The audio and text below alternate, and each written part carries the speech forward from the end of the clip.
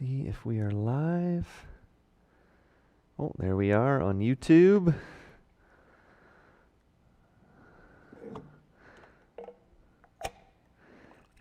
Just wait a second. Make sure it's working on Facebook.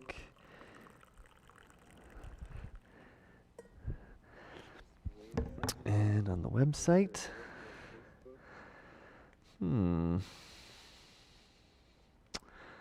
Oh, there we are on the website. And there we are on Facebook. All right, I think we are good to go. Hey, Connie on Facebook.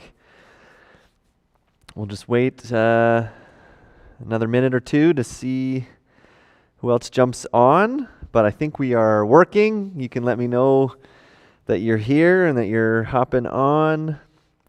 I see a couple people on YouTube watching. I don't know if it's... Yeah. So, well, welcome back to Wednesday nights. Hi to the few people who are hopping on.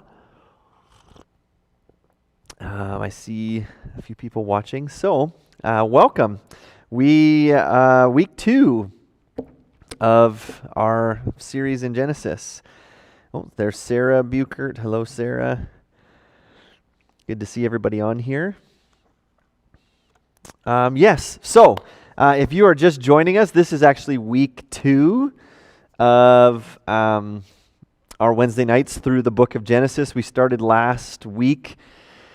And just to kind of bring you up to speed and let you know about how, Austin's here. Hey, Austin. How we want these things to, or tonight to work, to make it, fun and interactive. Basically, I'm going to teach through a section of Genesis. We're going to try and do the rest of chapter 1. We only did 2 verses last week. But as I go along, if you want to kind of interact and add comments, or if you have questions that come up as we go along, you can type them in the comments section. And I'm on my iPad here, I've got YouTube and Facebook and the website up, so I'm kind of keeping an eye on the comments. And any questions or stuff that comes up, I will do my best to answer them. So last week was kind of an intro to the book. We looked at the first 2 verses of chapter 1 of Genesis and really just tried to lay some groundwork for how we view the book of Genesis. How do we read it? How do you interpret the book of Genesis? And so we just kind of that's why we only got through 2 verses. We laid a bunch of groundwork. So what we talked a lot about last week was, ancient cultures and the different creation narratives that these different ancient cultures have. Basically, every ancient culture had a creation narrative, basically a story of how the world came into existence. That would really, the purpose of these creation narratives was to frame up a worldview, to answer some basic worldview questions. Why are we here? What is the meaning of life? Where did we come from? All of these different types of questions. So all of these ancient cultures have these types of creation stories. And so Genesis, which was written by Moses to the Israelites, it's a part of the Pentateuch, the first 5 books of our Bible. It was their law. So basically the purpose of Genesis was to say, in the midst of all of these myths, here is the true story of the one true God and how he created everything. And so basically Moses wrote this down for the Israelites to teach them and to show them, here is these answers to these worldview questions. So Genesis 1 to 11 is what we call primeval history, basically. It's a history of the world in general, right? It includes creation, it includes the fall of mankind, it includes the story of Cain and Abel, it includes Noah and the flood, the Tower of Babel, all of these kind of general human stories. And then Genesis 12 to 50, right, the second part of the book, it just zooms in on one family, right? And it's the history in chapters 12 to 50 is the history of the patriarchs. So you have Abraham and Isaac and Jacob, and you have the beginning of this nation of Israel, this people that God has chosen. So you kind of have those two parts of this book. So for the next however many weeks, we're looking at the first part of Genesis, which is basically a history of humanity in general. So verses 1 and 2 then of chapter 1 that we looked at last week, it formed an intro, really, to the entire creation story. If you remember, right, verses 1 and 2 says, "In the beginning, God created the heavens and the earth was without form and void, and darkness was over the face of the deep, and the Spirit of God was hovering over the face of the waters." So there's this kind of intro statement, right, if you want to call it like a prelude, an intro to the book of Genesis, specifically to this creation narrative that we're going to unpack tonight. And basically you have, in the beginning, God creating the heavens and the earth, basically meaning God created everything. And the earth was without form and void. The earth was tohu, vabohu, right? That's the Hebrew.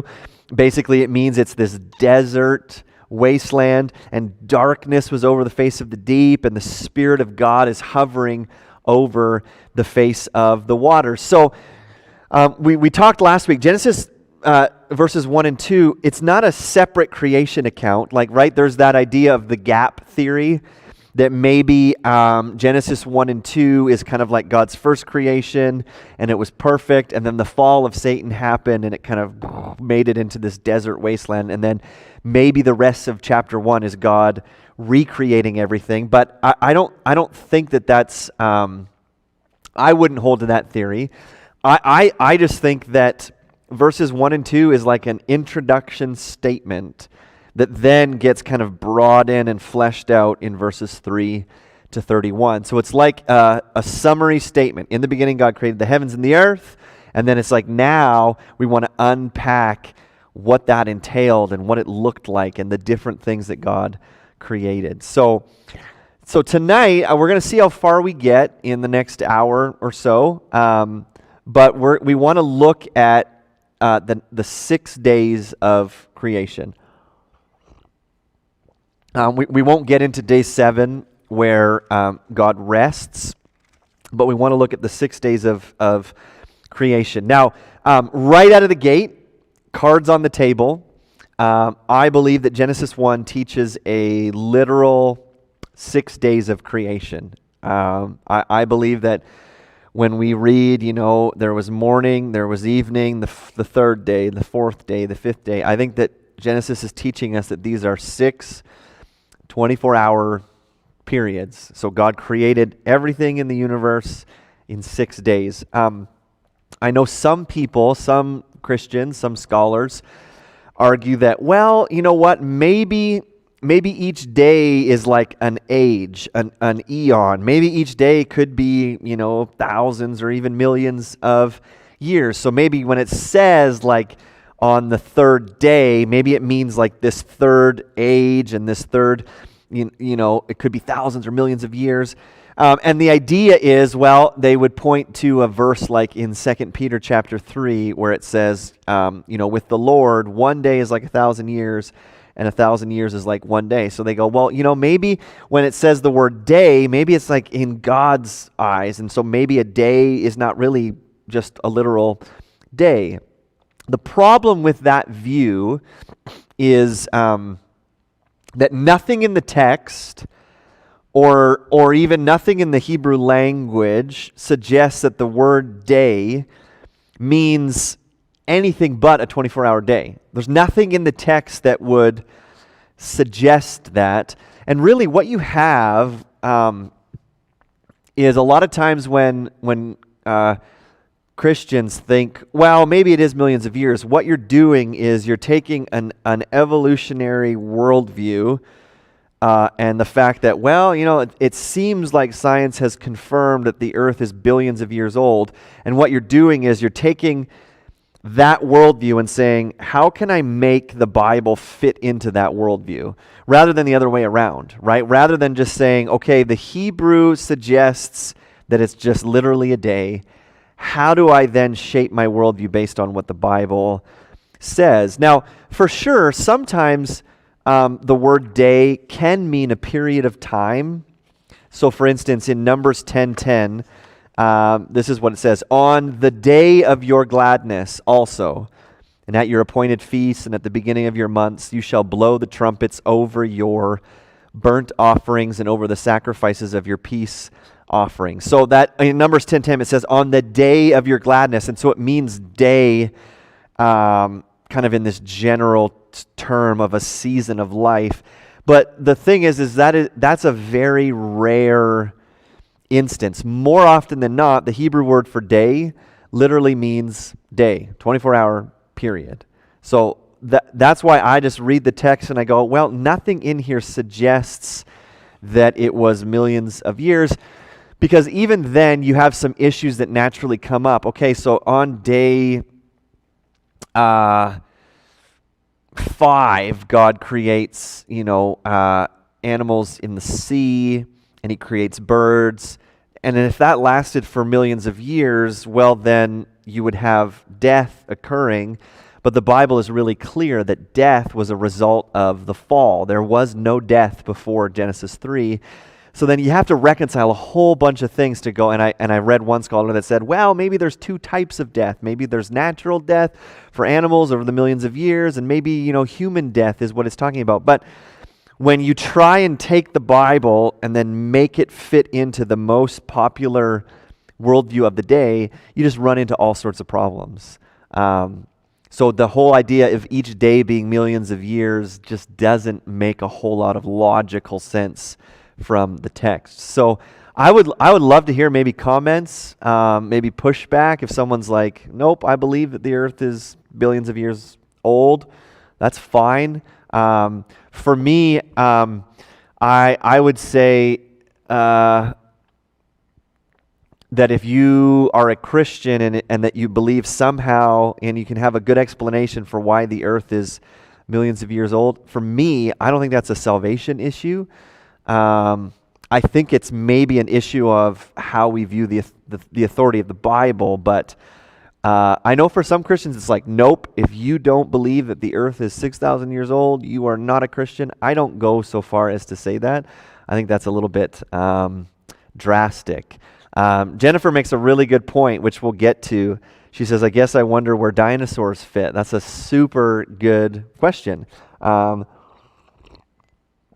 we'll get into that when it talks about the 5th day or the 6th day where God creates animals. That's a very interesting question. The only thing I'll say is we should not get our view of what dinosaurs were like from Jurassic Park, because I think that is highly exaggerated. So, but we'll get into that. That's a really good question, right?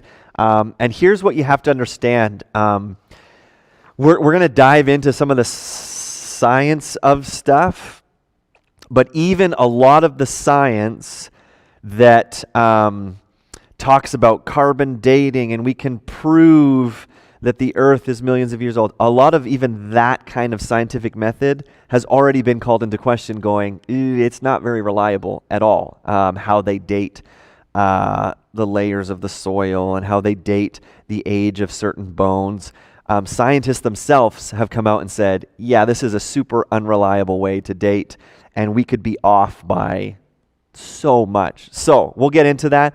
But again, I don't want this to be a science lesson. I'm more interested in the biblical text, but we'll answer those type of questions and where dinosaurs fit into that. So yeah, good question. So please ask questions as we go along. I'll do my best to answer. So what we want to do is I just want to go kind of day by day, and we'll read the text about the day, and then we'll just kind of stop and make some comments about it. And like I said, we'll see how far we get tonight. So day 1 starts in verse 3, and it says this: and God "Let there be light." And there was light. And God saw that the light was good, and God separated the light from the darkness. God called the light day, and the darkness he called night. And there was evening, and there was morning, the first day. So, a couple of interesting things. You'll notice, okay, so we have day one. We have light being made. And you'll notice that it starts by, it basically said, and God said, let there be light. So here we have a creation by speech as command. So this is a really important thing because the Bible talks about God creating everything out of nothing, right? It's not as if God, and it points to God's power. It's not as if God had a bunch of pre-existing material and then he decided to create stuff out of it. What we have even on this very first day is God simply speaks and things are created. So it's that idea of creation out of nothing, which is really important. Because if God had a whole bunch of matter and pre-existing materials and he had chemicals and gases and stuff like that and he could make things, then he would be like us because you and I can create things from other things, right? If I wanted to paint a picture, I would take pre-existing paint and a paintbrush and a canvas and I could paint a picture, right? But that's not what God does. God simply says, let there be light. And I love that it says, and there was light, right? It just obeyed God. And so what's interesting, though, is that God creates by speaking, but then as we go along, you'll notice he sometimes also makes things, right? There are spots in the rest of the chapter where something is created or emerges by speech, but also there's like this subsequent activity that is divinely instigated. So let me give you an example. In verse 6 it says, let there be an expanse. So God speaks that.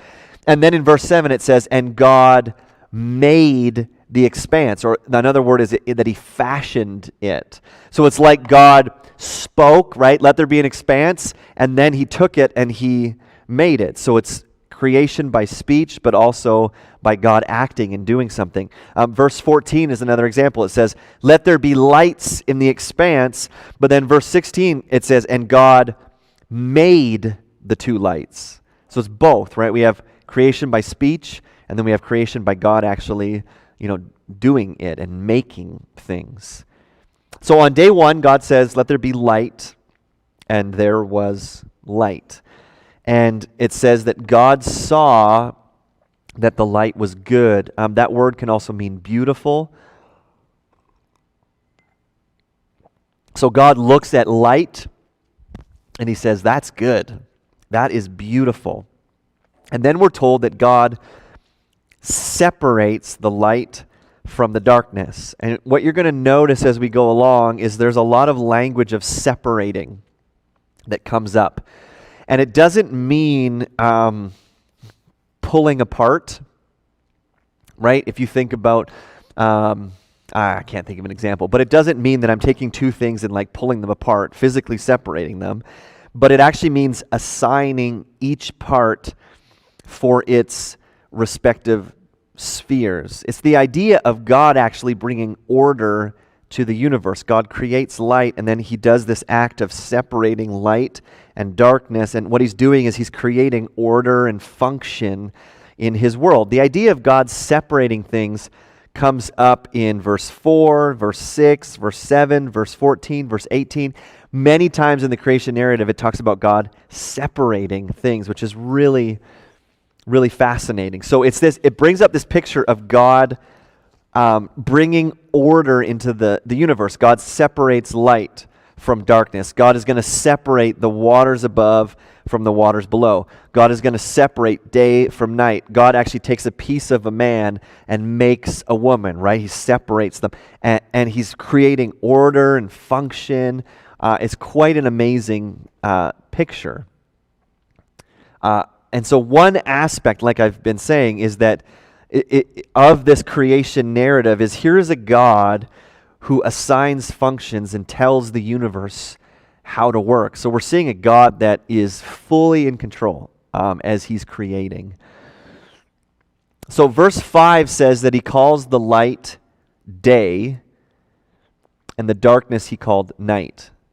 So here's a question that I think naturally comes up. Why doesn't God call the light light?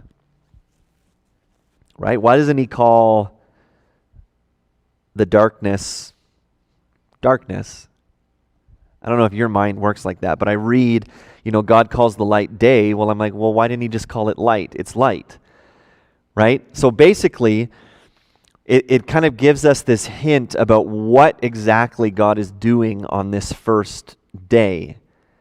Right? He doesn't call light light, he calls the light day. And he doesn't call the darkness darkness, he calls the darkness night.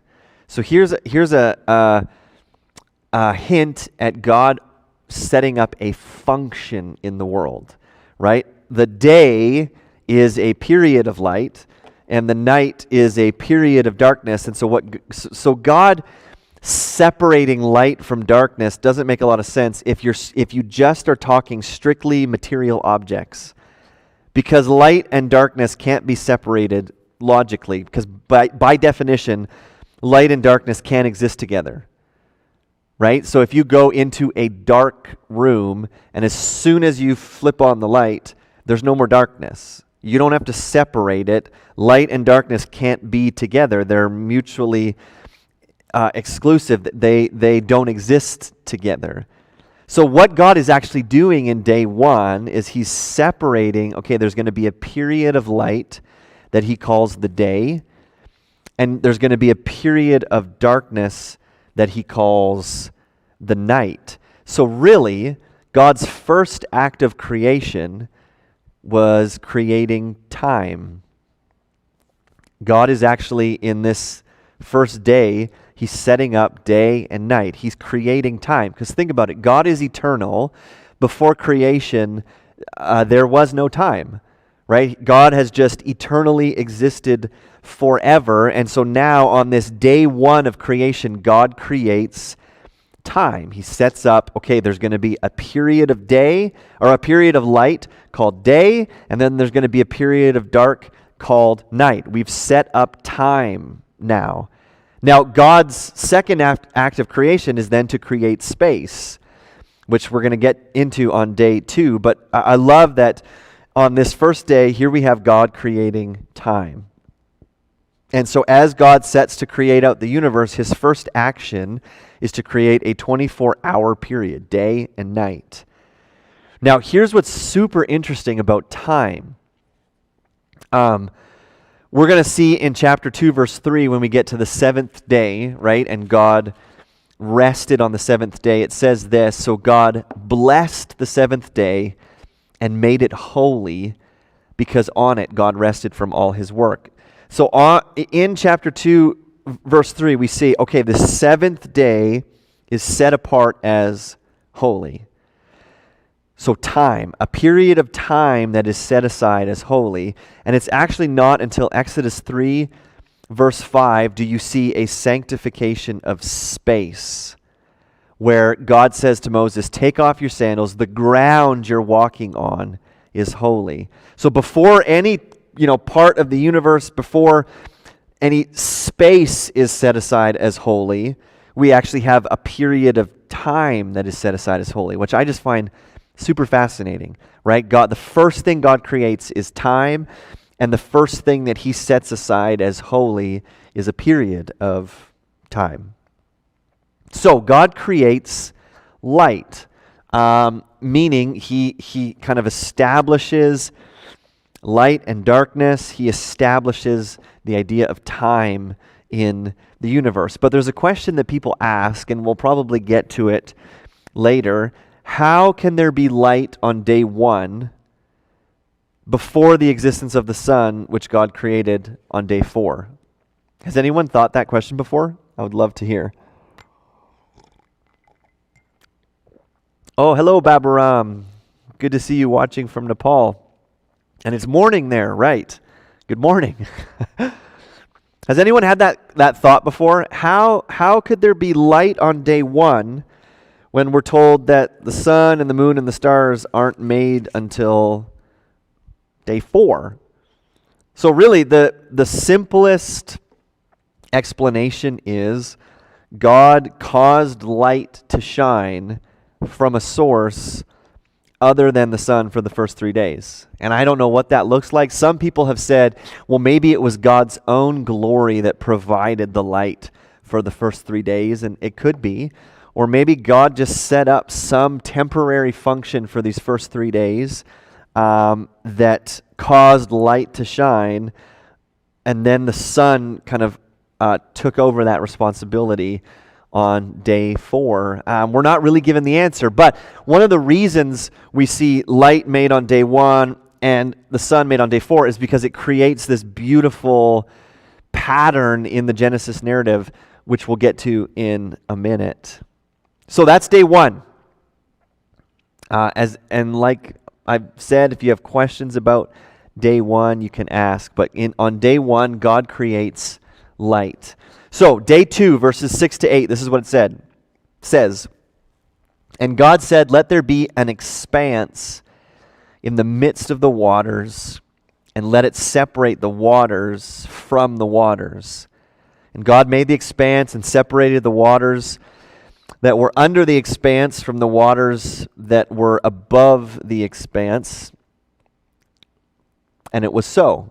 And God called the expanse heaven, and there was evening and there was morning, the second day." So, day 2, we are told God is creating space now, right? Day 1 was light, and basically what you see in day 2 is space, or if you want to, the sky, essentially. Someone on the website says it may be as it will be in heaven. God himself is the source of light. Yeah, I agree. It very well could be. Right? When you get to Revelation 21, I believe, and it says that there's no need for the sun anymore because the glory of God gives off light. So it very well could be. So on day 2, back up. Day 1, God creates time. He sets up that function in the universe by separating light and darkness. On day 2, we see God creating space now. Now, I don't mean like outer space, but you'll get to what I mean in a second. Because God says, let there be an expanse.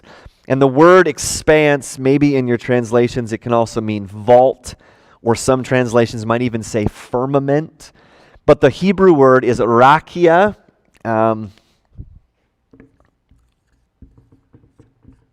Rakia, R-A-Q-I-A, if you use English letters. Rakia. And that word comes from the verb raka, which is just without the I, which means to spread out.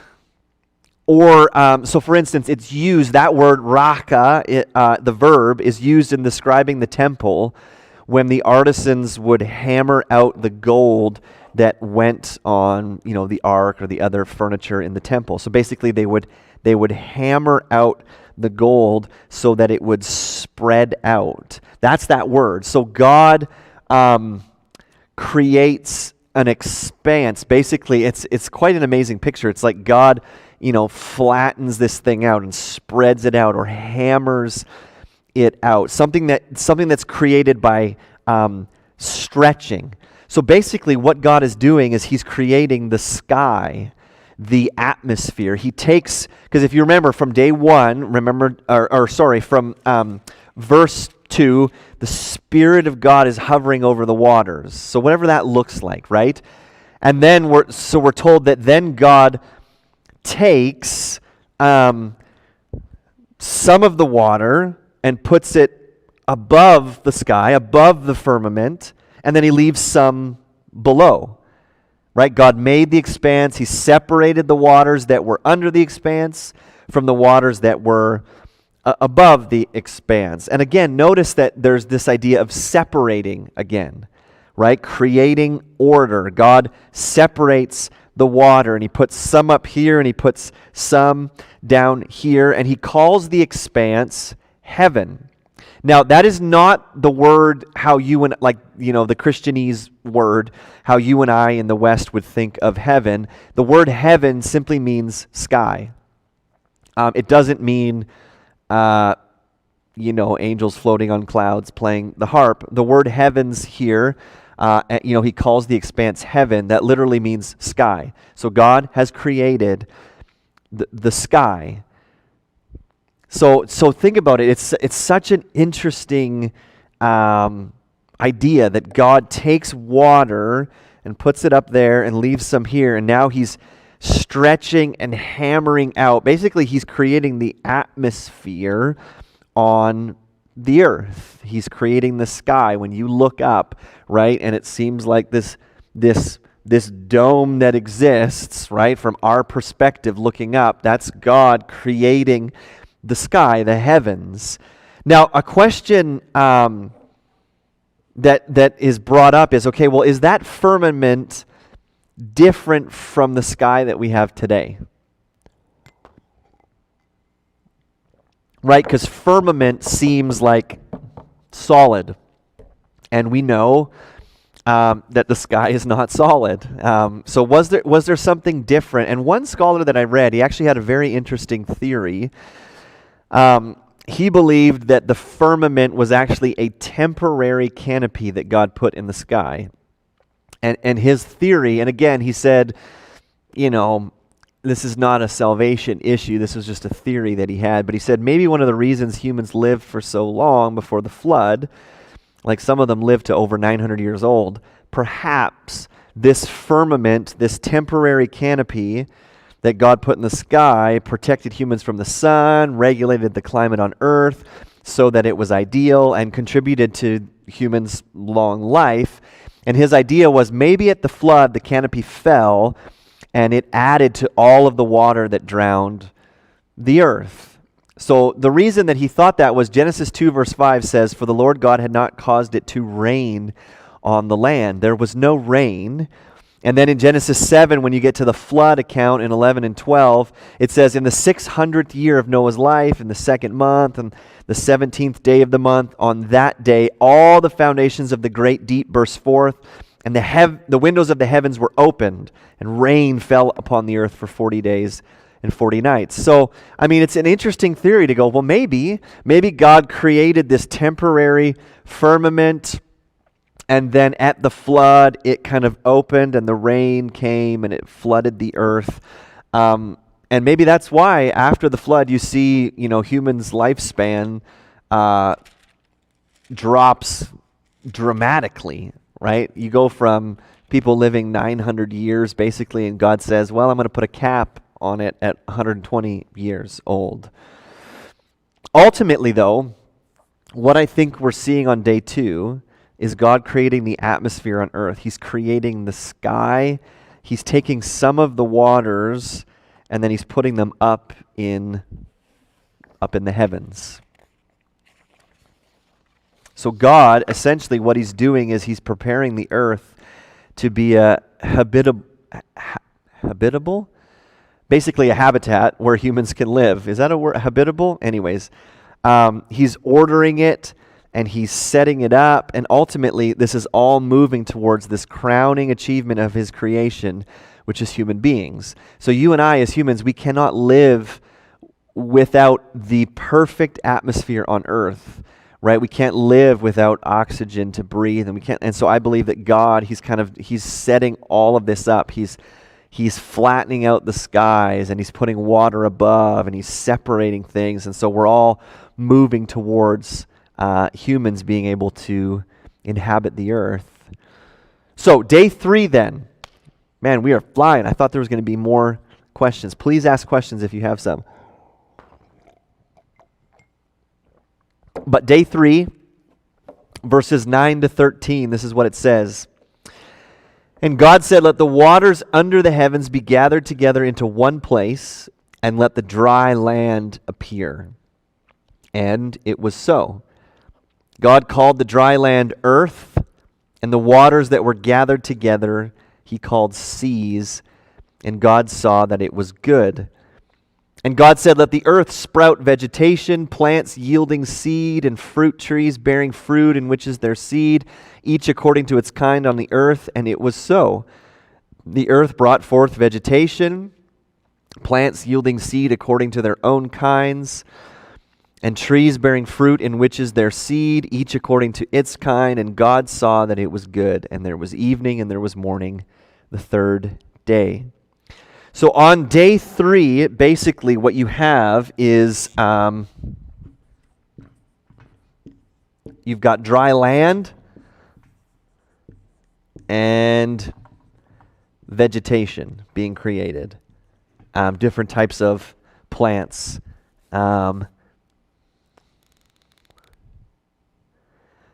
Jeremiah says on YouTube, a facility in the States actually made a habitat that might have resembled what they believed the atmosphere to be like and found plants, fish, and lizards to grow larger than average sizes. So maybe, that's interesting, yeah. There's so much information out there about creation. A great website is called Answers in Genesis. They have a lot of great articles and resources, and there's lots of other ones too. So yeah, who knows? So day 3, essentially what we're seeing is God creates dry land and vegetation. He calls the dry land earth, but that word literally just means land. So it's not, it's not as if God's making planet Earth, right? I believe that he's just causing dry land to come up because the word earth literally means land. So God creates dry land, and then he calls the waters that he gathers together, he calls them seas. So here's what's interesting. This is the last time that God will name anything. He names the light, he calls it day. He names the dark, he calls it night. He names the expanse, he calls it heaven. He names the dry land earth, he names the waters the seas. But you'll notice for the rest of the creation narrative, God doesn't name anything else. And the reason being, this is really interesting, the responsibility of naming is going to be delegated to the man, the humans that he creates on day 6. And we're going to read about that in chapter 2, right? The man gives names to all the livestock and the birds and every beast of the fields. But I find it interesting that after this, after day 3, God doesn't name anything else. Because it points to one of the reasons that he created humans, to have dominion and to exercise authority and to kind of be his image bearers on the earth, and he gives them responsibility. So this is the last time God names anything in these 6 days of creation. So God creates dry land, right? And I know that people have said, or some skeptics of creation, how could he create land and then have it be the perfect type of soil to immediately bring about vegetation, right? Because their idea is if land came out of the seas, it would be like soaking wet for days and days and days, weeks, months even maybe, before it could actually bring about vegetation. But I think what we're doing is we're forgetting the fact that God is doing these things, and there's a certain level of miraculousness to this, right? Like if we actually believe in the resurrection of Jesus, then it's not an issue for God to make the land dry quickly. So I think we're splitting hairs when we get into those types of questions. So God, he gathers the seas up and dry land comes up, and then it says that God creates plant life, essentially. And 3 types Moses summarizes. He creates vegetation, he creates plants yielding seed, and he creates fruit trees bearing fruit in which is their seed. And then he basically says that there's each according to its kind. So basically what he's saying is that God created plants that yield seed, and he created fruit trees that yield seed, that they would continue to produce in their own kind. So basically what that means is that oak trees produce oak trees, apple trees produce apple trees, and so on and so on. You can crossbreed certain plants in their kind, but for instance, if I tried to crossbreed an oak tree with a fungus, it will yield nothing, because you can crossbreed plants and vegetation and fruit trees according to their kind. And that's what he's getting at, right? These plants are going to reproduce because they have seeds, but they will reproduce according to their own kind. Now, here's what's interesting. The evolutionary view, which we touched on last week, is that everything in our universe came from nothing, right? So I'm not going to spend a ton of time talking about the evolutionary worldview, but this is really important. So the evolutionary worldview is everything in our universe came from nothing. There was literally nothing, and then a massive explosion happened, and all of life came from that over the process of billions and billions of years, and things evolving and transitioning and morphing, including plant life. But here is where the logical fallacy exists within the evolutionary worldview. Plant life is, like, let alone, we'll just leave off animals and humans. Plant life alone is impossible to get to from an evolutionary standpoint, because the generation of life from that which is inanimate is impossible. Evolution, the theory of evolution, you can only deal with systems that are already working. So by definition, that which does not function simply cannot evolve. Right? Something that is inanimate and has no function cannot evolve. It's impossible for inanimate matter to produce biological systems by evolution. It actually can't happen. And what's fascinating is that is what we are being told. Well, that's what happened.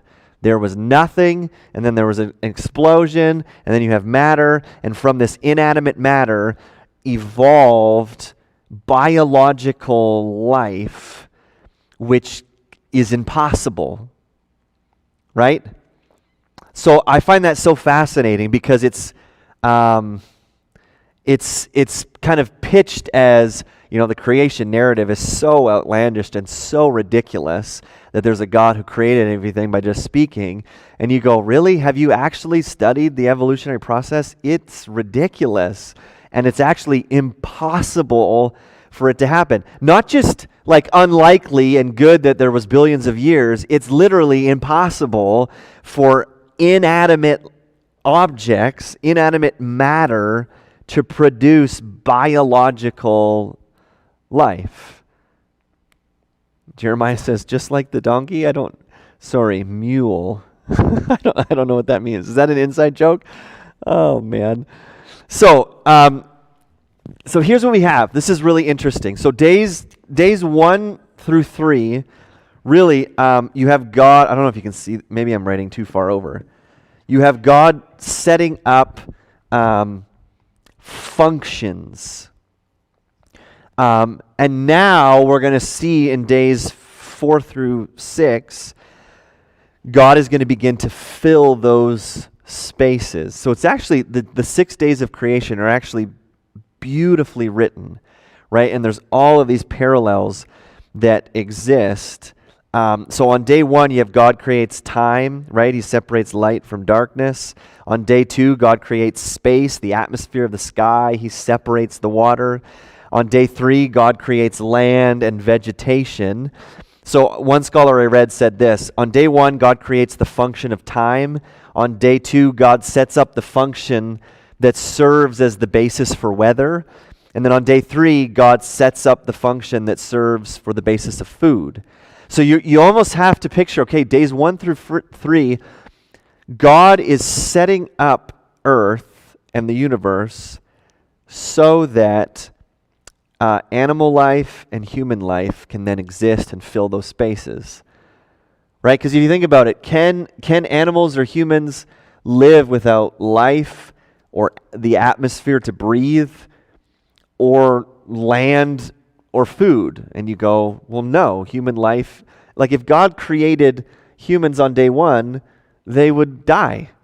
So what he's doing is it's like day 1, 2, and 3, God is setting up this perfect habitat for animal life and human life to flourish in. He creates time, he creates light and darkness, he creates that function, he creates weather and atmosphere and oxygen, and he sets the sky up and he separates some of the water. He creates on day 3 land that they can live on, and he creates food that they can enjoy. So God is setting up, right, all of these functions. And then in day 4, 5, and 6, it's like God's going to populate and fill these different spaces.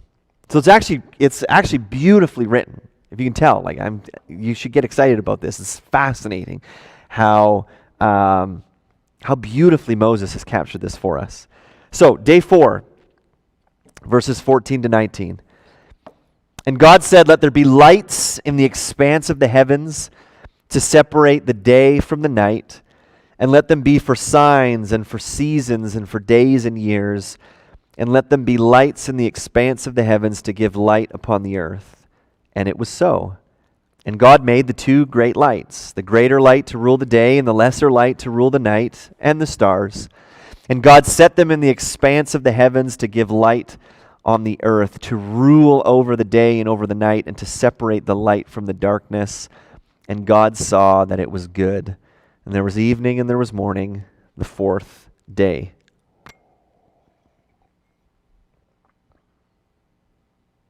Oh, now I get what Jeremiah is saying on YouTube. He's the donkey or the mule is like making things reproducing of their own kind. Gotcha. So day 4, God creates. I'm just gonna. Day 4, God creates the sun and the moon and the stars, right? To fill and inhabit day 1, right? So God creates the sun and the moon and the stars. So again, think about it. Day 1, God sets up light and dark and time, and then on day 4, God fills that space with the sun and the moon and the stars. And so it's a progression from light in general to specific sources of light. So God creates the sun and the moon and the stars, and we're told that they're given 3 very specific functions. They separate day from night. They serve as signs for seasons and for days and years. So they serve as signs of the passage of time, and they illuminate the earth. So they're given these very specific functions, right? They help us separate day and night. They help us as signs of the passage of time, and then they illuminate the earth. Now, here's the difference between the Genesis creation narrative and other creation narratives.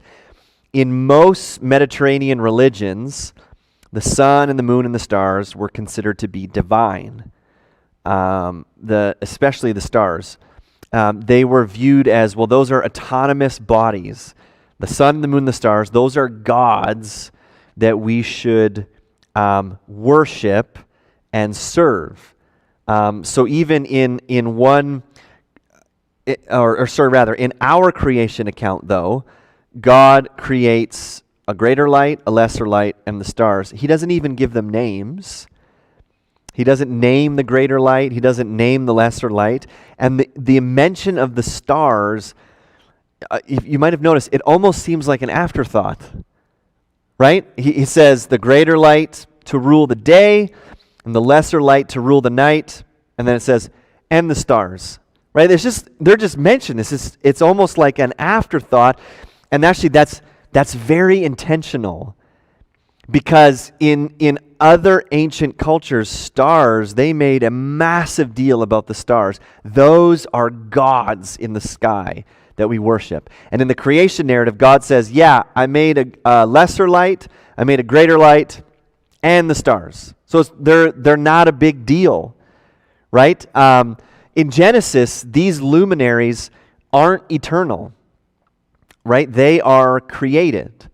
They're not to be served, but actually the greater light, the lesser light, and the stars exist to serve us, to serve humanity by separating light from darkness, serving as signs of the passage of time, and illuminating the earth. So it's a complete reversal of every other ancient creation narrative. Other creation narratives are, okay, the stars are gods and humans, you exist to serve them. And in the Genesis account, no. The sun, moon, and stars are created by God, and they serve humanity with these various functions that they have. So it's quite amazing. The Genesis account stands alone, and it kind of flips that narrative on its head. But also notice that verses 14 to 19, Moses doesn't care to be scientifically accurate. Again, if you listened last week, I said Genesis is not a science textbook. Genesis doesn't even care to actually answer scientific questions that you and I think that it should answer. Genesis is set up to answer worldview questions about who God is, how the world came into existence, and what is our purpose. So for instance, it says that God made two great lights, but the moon actually doesn't give off light. Like, we know that scientifically. The moon simply reflects the light of the sun. The moon doesn't give off any light. So I love, though, that Moses doesn't clarify, and God made two great lights, the greater light to rule the day and the lesser light to rule the night. However, the lesser light to rule the night doesn't give off light per se, but it actually just reflects light from the greater light. Like, that's not in there because it's not important. It doesn't matter. Genesis isn't seeking to give you a scientific answer for how the sun and the moon work. Genesis is seeking to show you that the sun, moon, and stars aren't gods. They're created things by the one true God.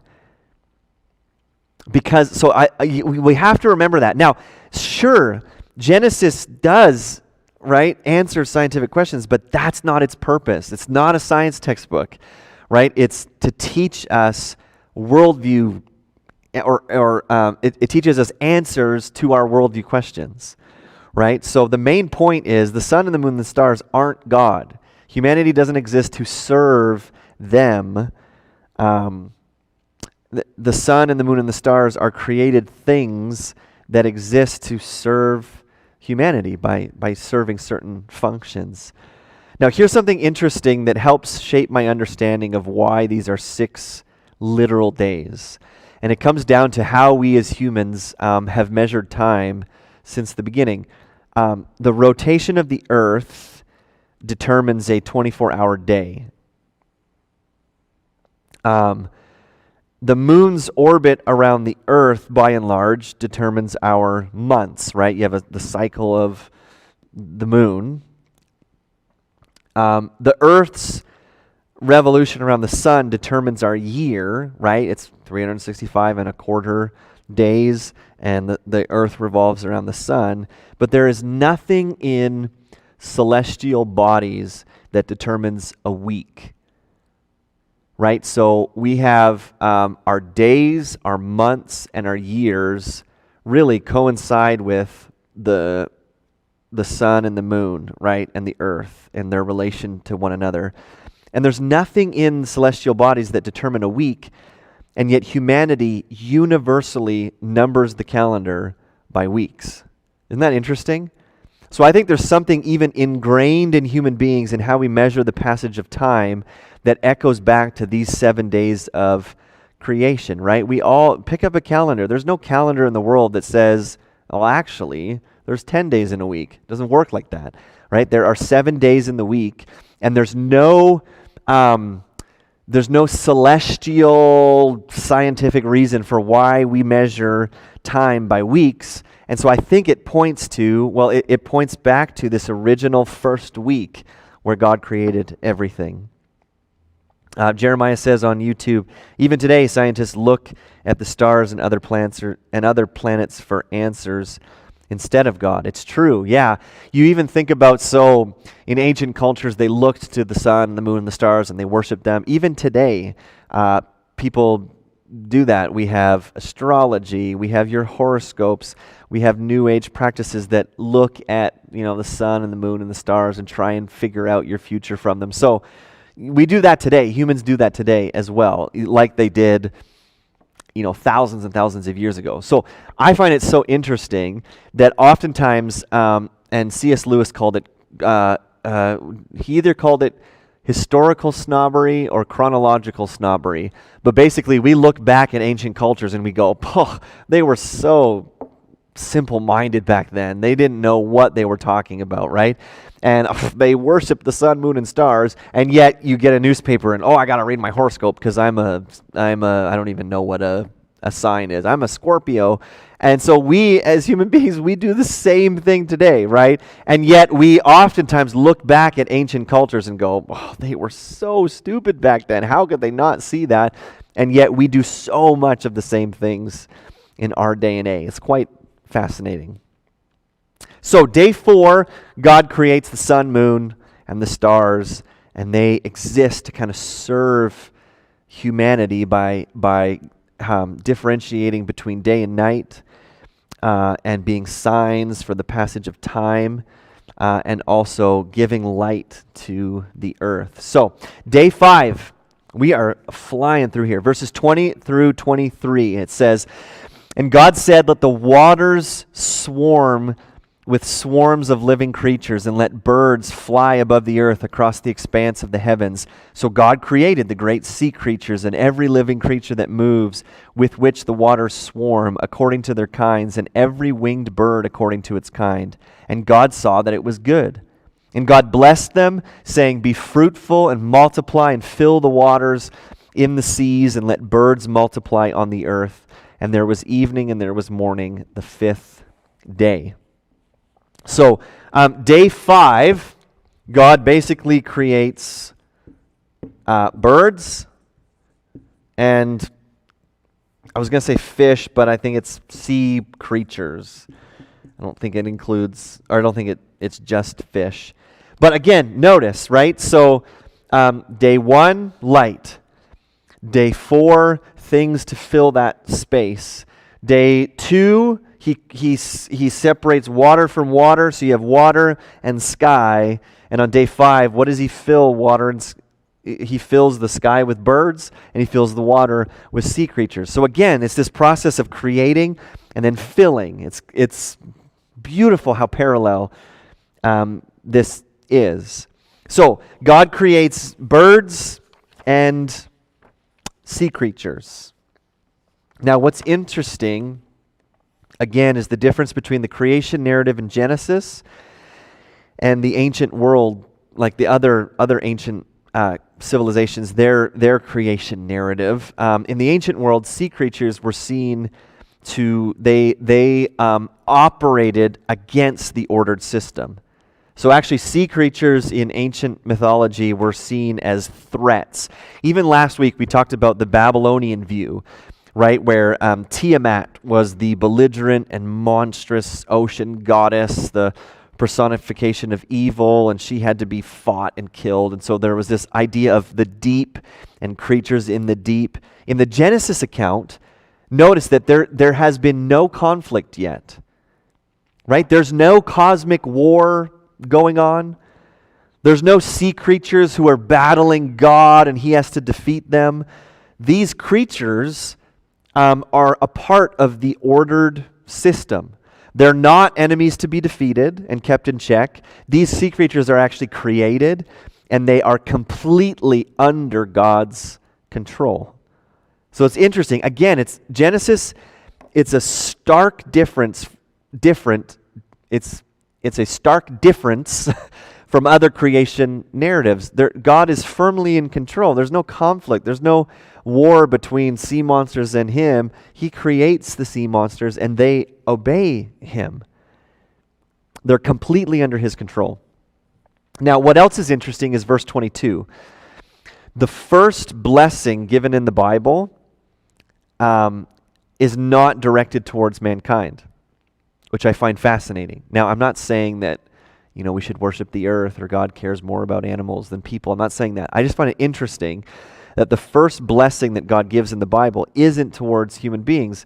The first blessing in the Bible, God blesses the animals, right? It says in verse 22, and God blessed them, saying, be fruitful and multiply, and fill the water in the seas, and let birds multiply on the earth. So God blesses the birds and the sea creatures, and he says, be fruitful, multiply, right? Fill the seas, fill the sky, essentially, multiply yourself.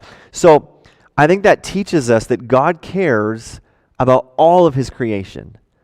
I would say God cares uniquely and above and beyond for human beings, right? His image bearers, but God loves and cares for all of his creation. He blesses the animals that he makes, right? And he says, be fruitful, multiply, fill the oceans and the sky. It's quite beautiful.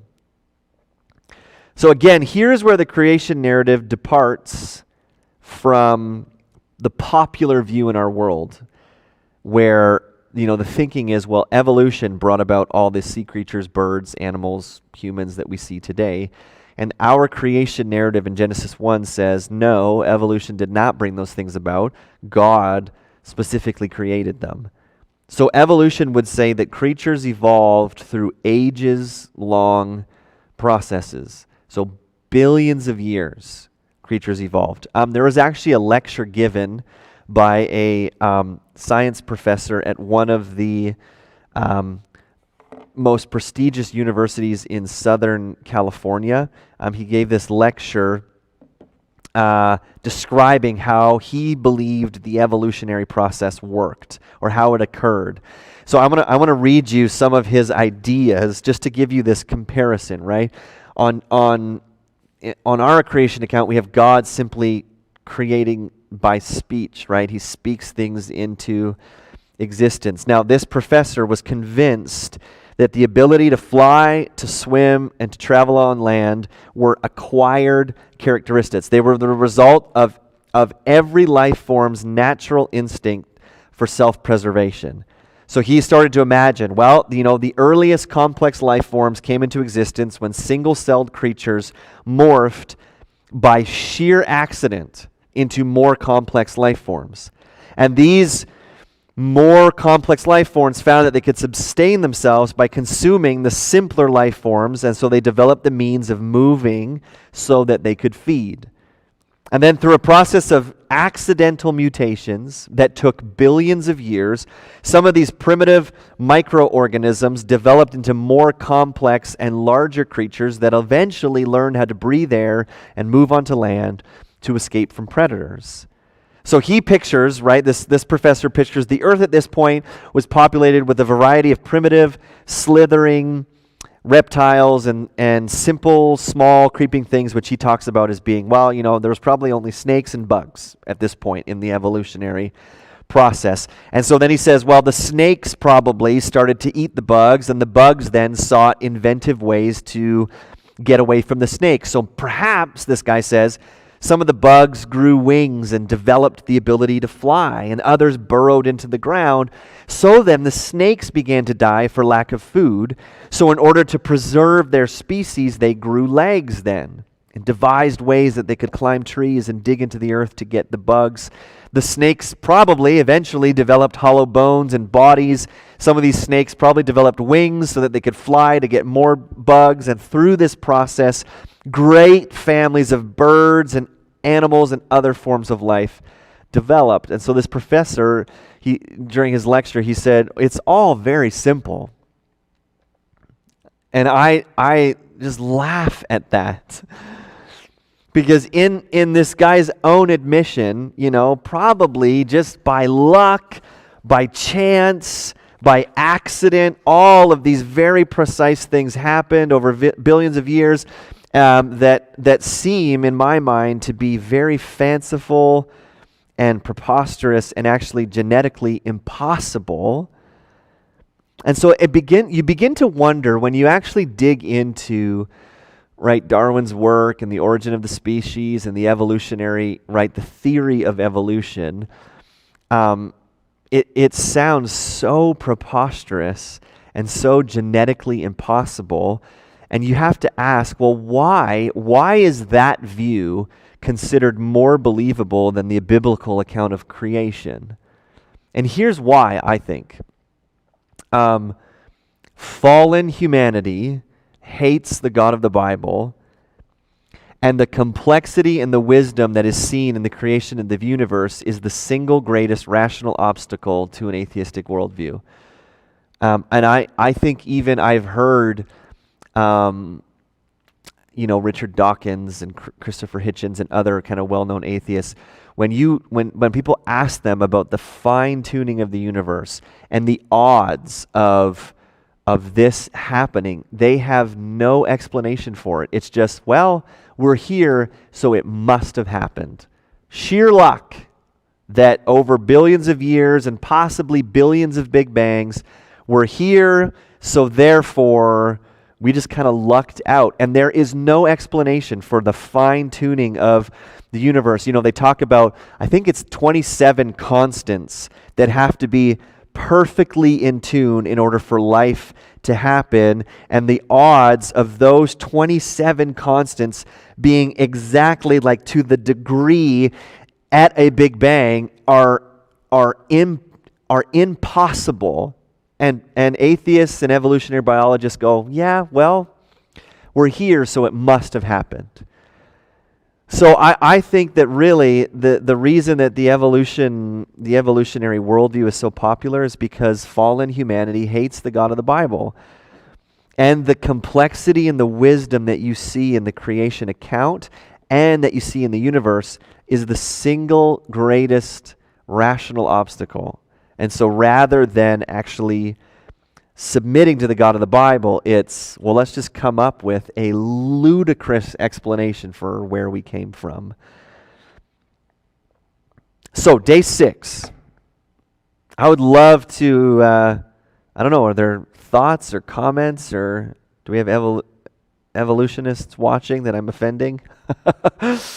So, day 6, we have this last day of creation before day 7, when God rests. So let me read. You know what? I'll read the creation of. I'm just looking at time. I don't know if. Yeah, let's just read it and see how far we get. So it says this, and God said, "Let the earth bring forth living creatures according to their kinds, livestock and creeping thing and beasts of the earth according to their kinds." And it was so. And God made the beasts of the earth according to their kinds, and the livestock according to their kinds, and everything that creeps on the ground according to its kind. And God saw that it was good. Let's actually stop there. We'll save the creation of human beings till next week. Oh, I'm seeing Robert's waving hello. We'll save the creation of humanity till next week because we want to take our time through that and the idea of the Imago Dei and being in the image of God and male and female. But so let's end. We'll just talk about the creation of the rest of the animals. But so day 6, God creates animals, and we'll get there, humans. So again, notice, right? Day 3, dry land and things to eat. And day 6, God creates animals and humans. He fills the dry land, and animals can actually survive because they can eat food. So it says, "Let the earth bring forth living creatures according to their kinds." And so then he kind of summarizes with 3 generic terms: livestock, creeping things, and beasts of the earth according to their kind.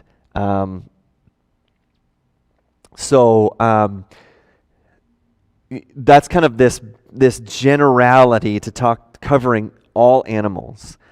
So Jeremiah asked a good question. So when I plan a job out, I have to factor many different elements of a job to make it come together.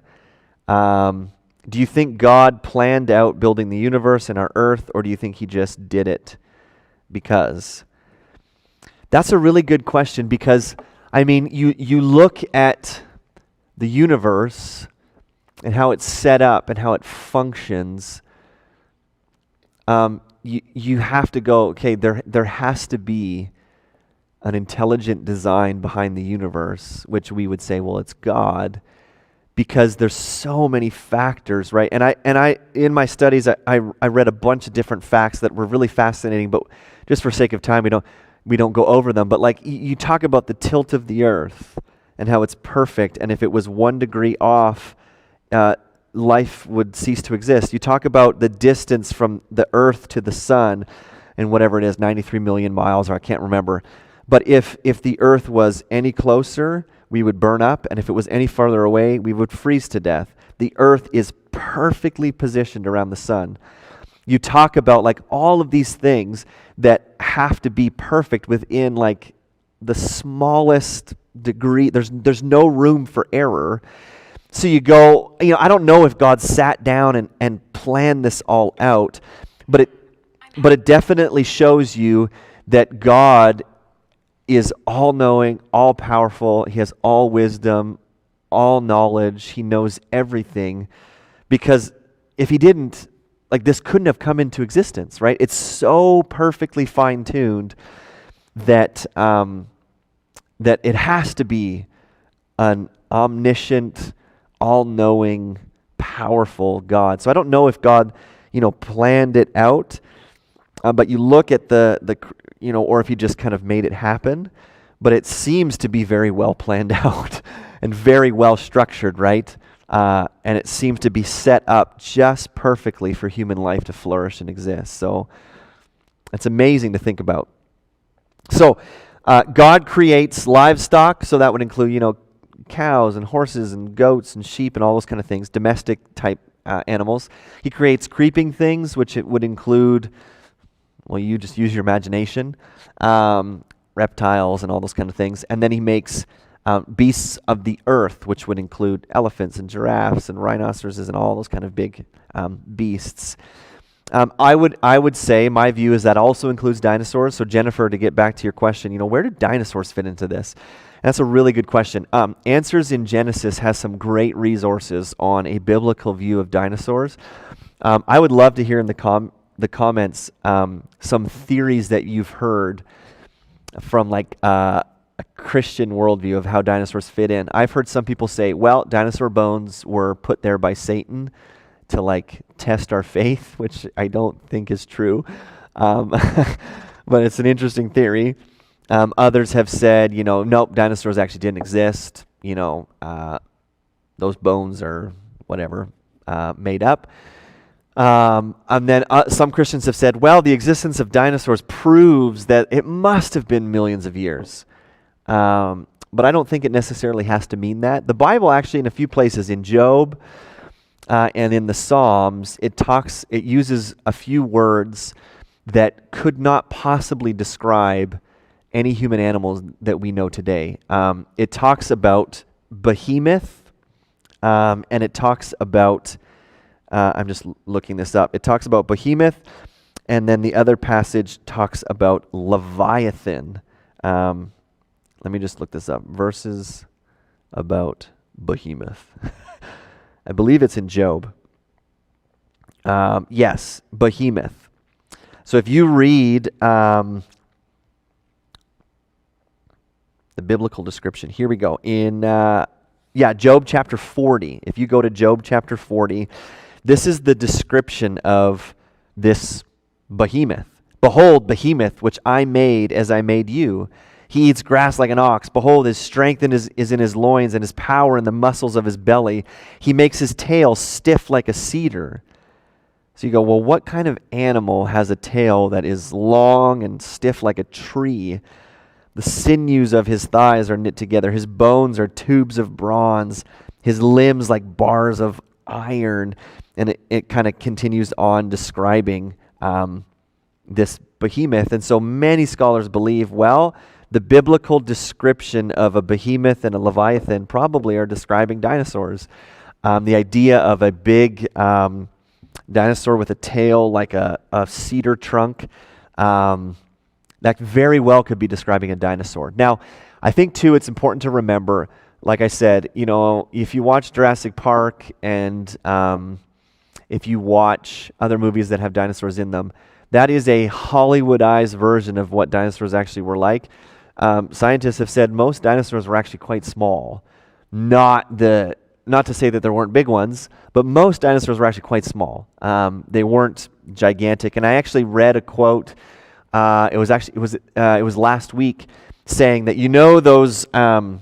those in museums when they have the dinosaur bones kind of put together into a skeleton. Well, there's very few dinosaurs that have been found like that in a full skeleton. Most often you'll find a bone or several bones, and then scientists will go, well, we can kind of piece it together to guess what it might look like. So again, I don't think that there's this conspiracy about dinosaurs. I just think people have tried to put together what they might think they look like, and I think we've gotten it wrong by and large. So again, you think about Noah's Ark. It's not as if Noah, and we'll get to this in a bit, it's not as if Noah was trying to fit in two T-Rexes who were 30 feet tall into, no, of course not. And we'll get into the number of animals on Noah's Ark and things like that. But I think it's perfectly reasonable to say that, yeah, dinosaurs existed, for sure. And like other animals that don't exist today, they died off and they went extinct. So for me, there's no issue fitting dinosaurs into a biblical worldview. Jeremiah says Job talks about the behemoth and basically describes a sauropod. Exactly. That's the word that I was like, the one from Land Before Time, right? Those movies, the one that has the 4 legs and the big tail. Exactly, a sauropod. Jennifer asks, also curious if continental drift falls when Adam and Eve sinned. I think that continental drift probably happened. I think because, we've observed over time that, the tectonic plates move and the continents are drifting slowly. So did where the continents are today look exactly like, however many thousands and thousands of years ago when Adam? Probably not. They've probably drifted. I don't know if it was a direct result from because Adam and Eve sinned. I think, over time the continents drift because we were able to actually observe that over time, right? We know that they're still drifting very, very slowly, but they are drifting. So, you talk about Pangea and the world was all one thing. I don't know if we should go that far, but I don't think the way the map looks today, the way the globe looks today is what it looked like. Probably not, just because of time and natural disasters and drift and all that. It probably looked much different than what we see today. I don't know. Any other questions about dinosaurs? I know. It's interesting. So even we are so. You and I swim in the culture that we live in, right? Every day. So I grew up being taught that dinosaurs lived millions of years ago. It's ridiculous to think that they, lived at the same time as humans. And so you grow up living that, right? And so it's very hard when all of a sudden you go, well, wait a second, there's actually evidence that proves to the contrary, right? So I mentioned carbon dating, and so they'll look at dinosaur bones and they'll go, well, carbon dating proves that it's millions of years old. Actually, if you go to Answers in Genesis, there's some fascinating articles. There was a dinosaur bone found in the United States that still had red blood cells in it. And if a bone is millions of years old, it is scientifically impossible for red blood cells to last that long. And so actually the scientific community is scrambling to go, well, how do we make sense of this? Here's a dinosaur bone that we found that still has red blood cells in it. This is impossible. That would make that dinosaur bone only, thousands of years old, 10,000, 6,000 years old, not millions of years old.